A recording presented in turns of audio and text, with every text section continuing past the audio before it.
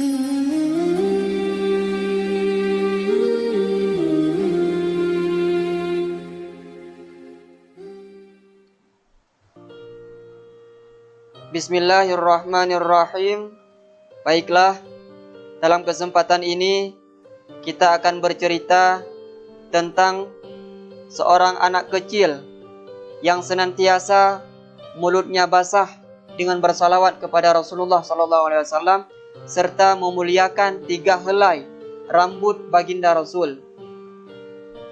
Sebagaimana diceritakan di dalam kitab Irsyadul Ibad ila Sabilil Irsyad, karangan Syekh Zainuddin bin Abdul Aziz bin Zainuddin bin Ali Al-Malibari, halaman 105 di PDF.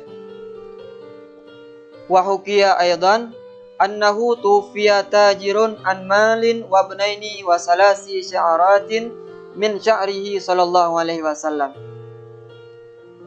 Diceritakan pula yang bahwa pada suatu ketika ada seorang saudagar yang kaya raya meninggal dunia, yang mana ia meninggalkan harta yang berlimpah dan 2 orang putra serta 3 helai rambut Rasulullah sallallahu alaihi wasallam. Faqtasamal mala nisfaini wa sya'rataini wa baqiyas wahidah.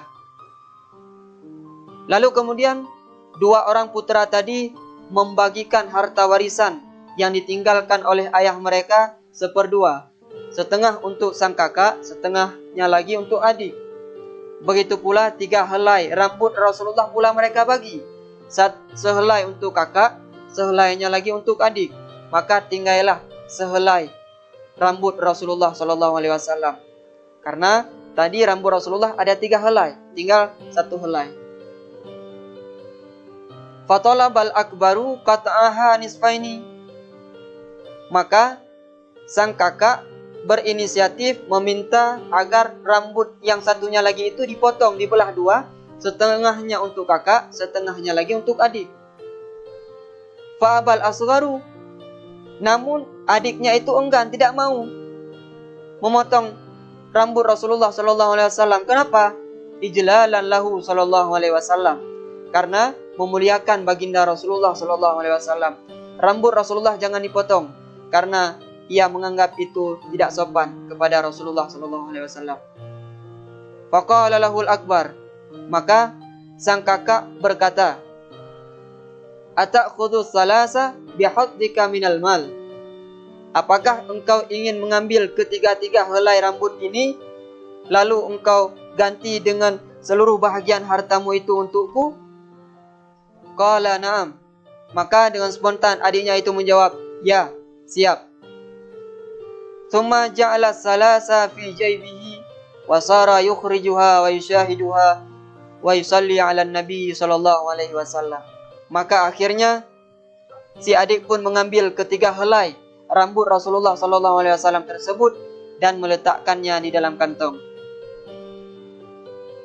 Lalu kemudian ia sering mengeluarkan 3 helai rambut Rasulullah tersebut dan memandangnya serta bersalawat kepada Rasulullah sallallahu alaihi wasallam.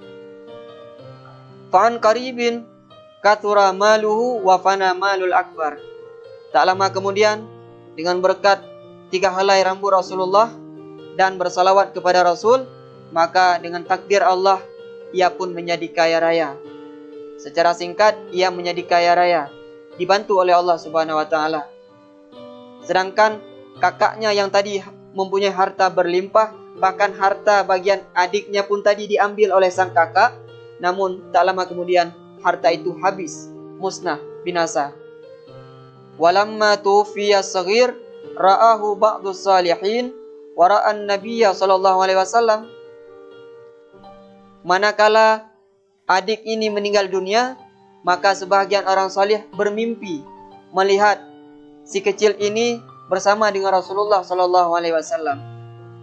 Faqala lahu, Rasulullah berkata kepada orang salih yang bermimpi ini, Qul linnasi man kanat lahu ilallahi hajah falyati qabra fulanin hadha wa yas'alullaha qada'a hajatihi.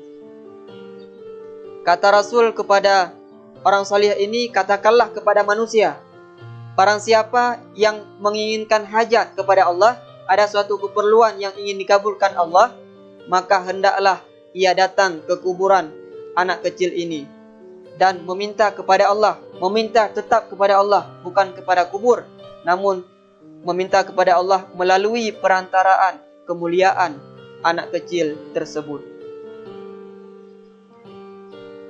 Fakana an-nasu yaqsuduna qabrahu hatta balagha ila an kana kullu man marra ala qabrih rakiban yanzilu wa yamshi rajilan. Maka mulai saat itu manusia mulai berdatangan, berduyun-duyun datang ke kubur adik kecil tadi dan memohon kepada Allah.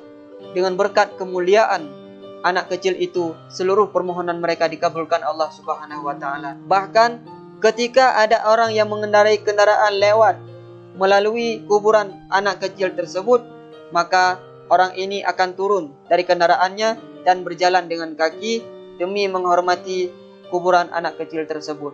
Yang mana karamah kemuliaan yang diperoleh oleh anak kecil ini ialah dengan berkat 3 helai rambut Rasulullah SAW yang ia jaga dengan baik, dan ia memperbanyak salawat kepada Rasulullah SAW. Oleh karena demikian, hikmah yang dapat kita petik daripada kisah ini antara lain, perbanyaklah bersalawat kepada Rasulullah SAW, karena dengan kita bersalawat mengagungkan Rasulullah SAW, maka insyaAllah kita akan mempunyai keagungan dan keistimewaan di sisi Allah Subhanahu wa taala, dan insyaallah kita akan semakin dekat dengan baginda Rasul. Kelak di yaumil qiyamah akan mendapatkan syafaat daripada beliau. Amin, amin ya rabbal alamin. Rasulullah, sanjungan